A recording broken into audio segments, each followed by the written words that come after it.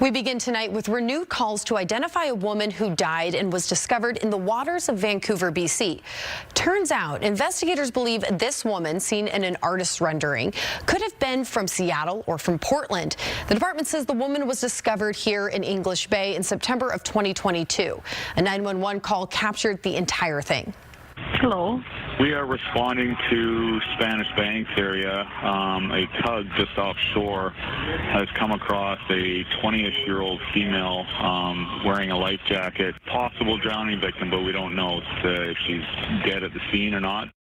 The woman was pulled out and given medical attention, but sadly, the next morning she died.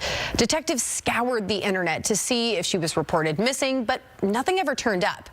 Until that is last July, when a Vancouver police sergeant learned that a U.S. Customs and Border Protection laboratory in Chicago could actually analyze pollen spores on clothing. So the detectives, they sent her clothes off, and what came back? Well, that broke the case open. The sweater itself had been exposed to an environment in the Pacific Northwest, somewhere between Portland and Seattle.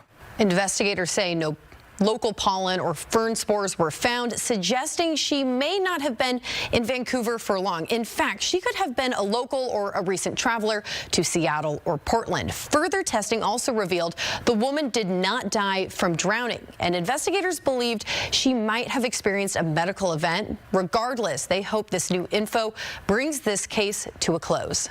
There is no greater indignity in death than to not even have that death acknowledged. She needs a name. Maybe she didn't want to be found, but there's somebody out there that's missing her. And we owe it to that family to help identify her. The department says they are now working with agencies here in Seattle and in Portland. But if anyone has information, if you recognize this woman, you can call the number on our screen. It is 604-717-0619.